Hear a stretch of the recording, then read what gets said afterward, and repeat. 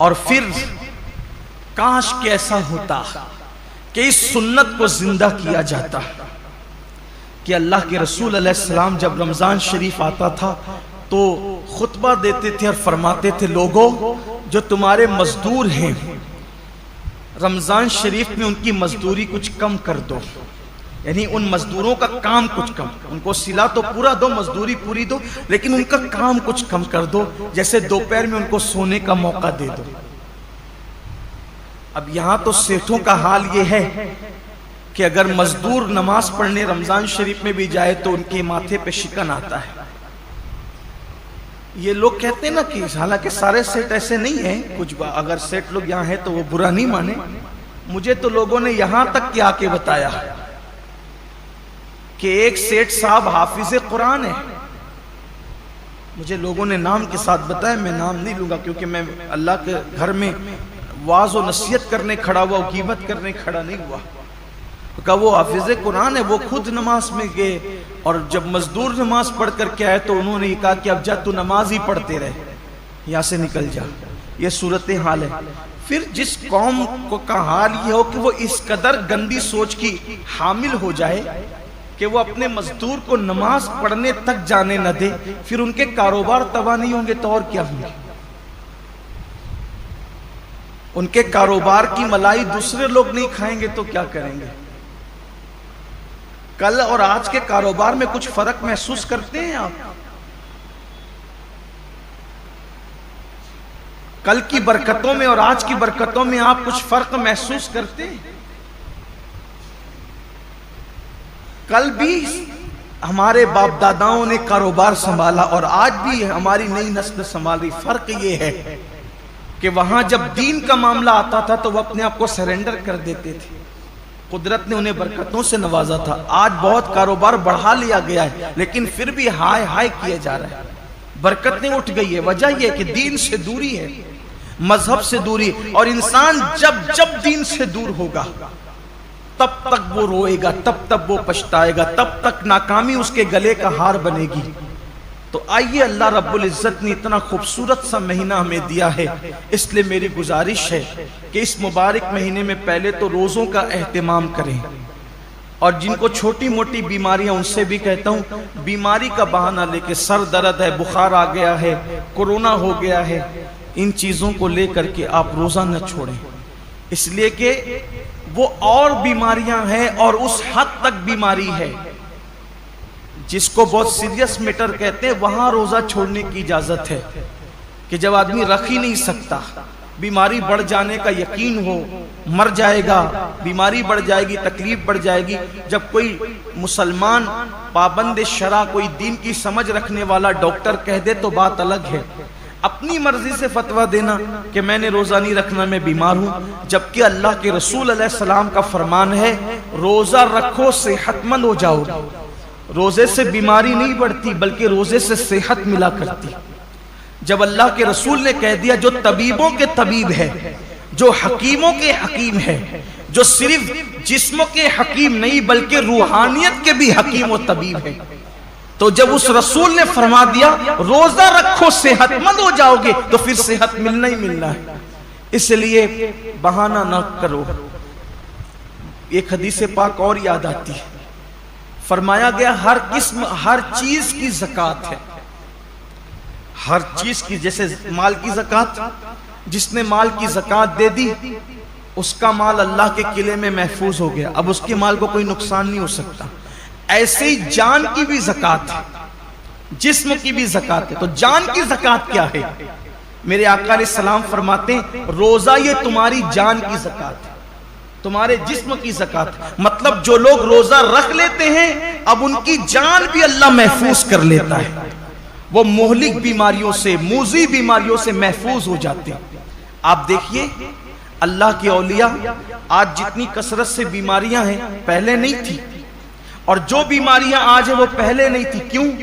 اس دور میں لوگ صرف رمضان شریف کے روزے نہیں رکھتے تھے بلکہ مہینے میں 13، 14، 15 تاریخ کو بھی اکثر مسلمان روزہ رکھتے تھے۔ 3 روزے تو مہینے میں رکھتے ہی تھے مسلمان۔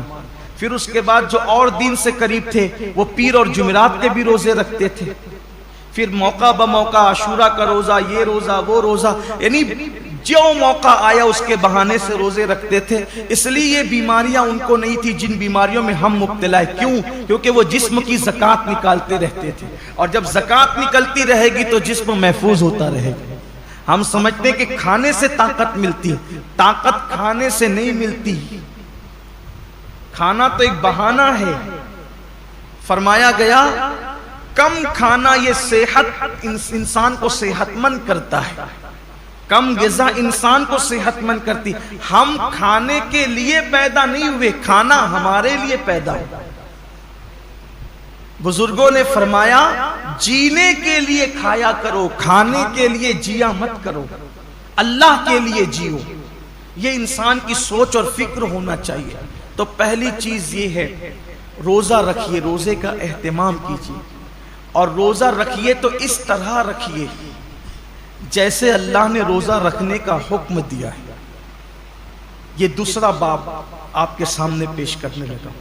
پہلے تو روزہ رکھیے، اب جو روزہ رکھتے ہیں ان کے لیے اس طرح رکھیے جیسے اللہ نے رکھنے کا حکم دیا. اب اللہ نے روزہ رکھنے کا حکم کیسے دیا؟ حدیث پاک میں آتا ہے کہ اللہ کے رسول صلی اللہ علیہ وآلہ وسلم فرماتے ہیں کہ بعض روزے دار ایسے ہوتے ہیں جن کو روزے میں بھوک اور پیاس کے سوا کچھ نصیب نہیں ہوتا. یعنی صرف وہ بھوکے اور پیاسے رہتے ہیں، بس ان کو کچھ ملنا نہیں ہے.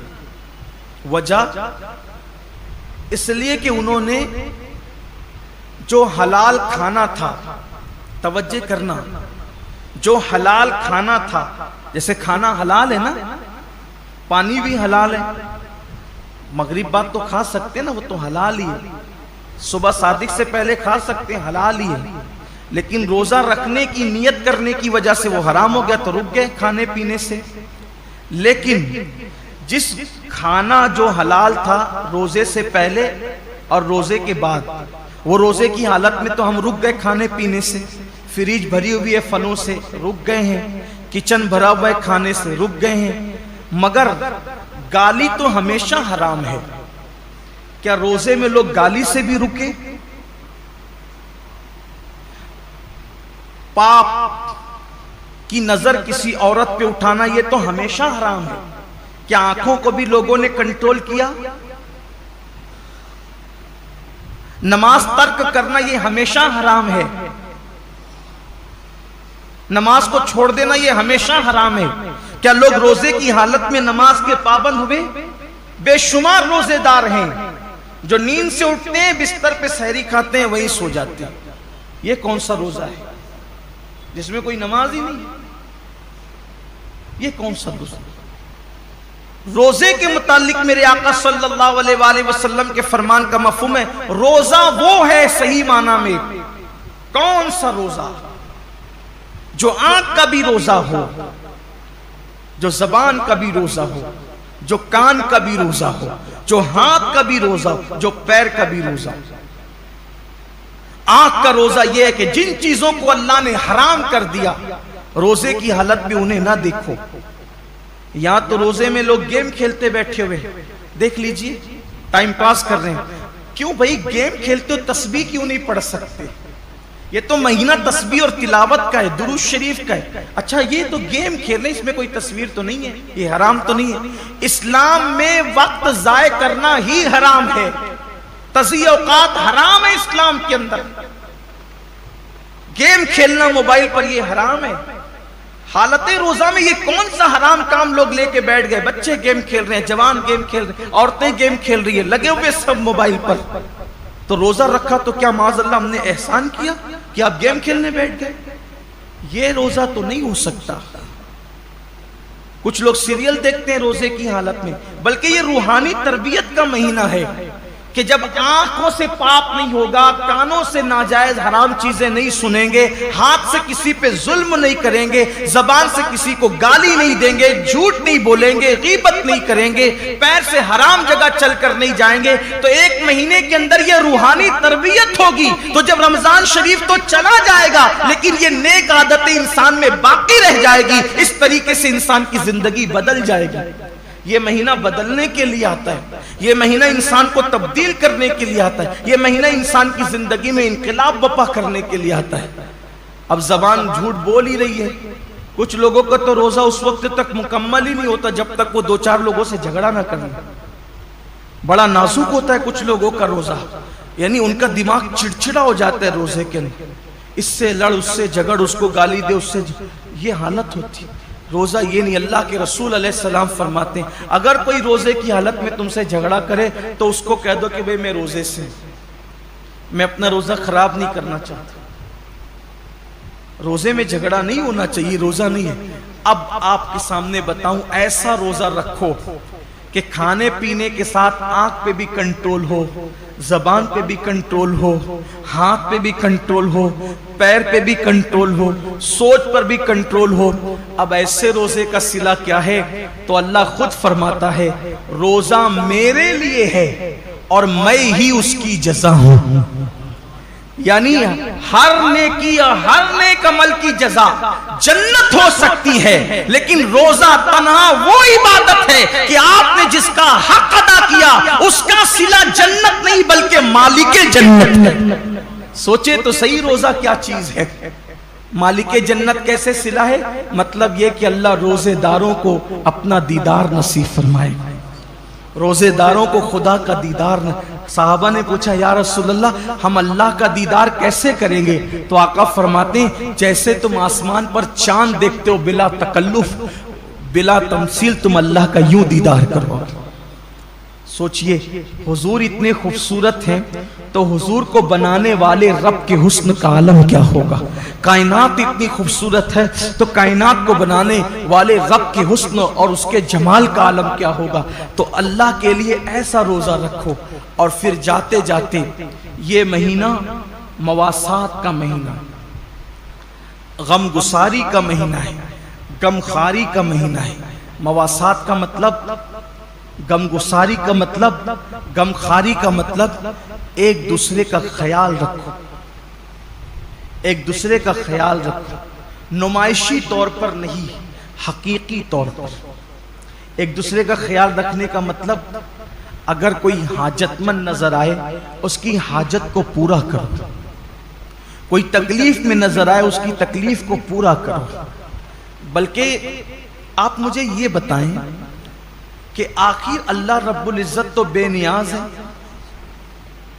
جن کے گھر کی فریجیں بھری ہے، کچن بھرے، ان کو بھوکا رہنے کا حکم کیوں دیا؟ کبھی سوچا روزے کا فلسفہ کیا ہے کہ دن بھر تمہیں بھوکا پیاسا رہنا ہے، سب کچھ ہے پھر بھی بھوکا پیاسا رہنا؟ جیسے کچھ نیکیاں، کچھ عبادتیں خاص مالداروں کے لیے رکھی ہے، ویسے کچھ عبادتیں اللہ غریبوں کے لیے رکھ دیتا ہے۔ جیسے قربانی مالداروں کے لیے ہے، زکوٰۃ مالداروں کے لیے ہے، حج مالداروں کے لیے، یہ عبادتیں تو مالداروں کے لیے مخصوص کر دی، تو روزے جیسی بھوکے پیاسے رہنے کی عبادت بھی غریبوں کے لیے مخصوص کر دیتا۔ ایسا کیوں ہوا؟ سب روزہ رکھو، سب کو بھوکا پیاسا کیوں رکھوا رہا ہے؟ وجہ یہ ہے کہ مالدار لوگ 11 مہینے پیٹ بھر کے حلق تک کھاتے ہیں، تو ان کو پتہ نہیں ہوتا ہے کہ بھوکوں کی بھوک کیا ہوتی ہے۔ جو بندہ جس تکلیف سے گزرے گا نہیں، اس کو اس تکلیف کا احساس کبھی نہیں ہوگا۔ جو یتیم نہیں تھا اس کو یتیموں کا درد کبھی پتہ نہیں چل سکتا۔ جو غریب نہیں ہو اس کو غریبوں کا درد کبھی پتہ نہیں چل سکتا۔ جو پیدائشی مالدار ہو ان کی فکر میں، اور جو غریبی سے مالدار کی طرف آئے ہیں ان کی فکر میں زمین آسمان کا فرق ہے۔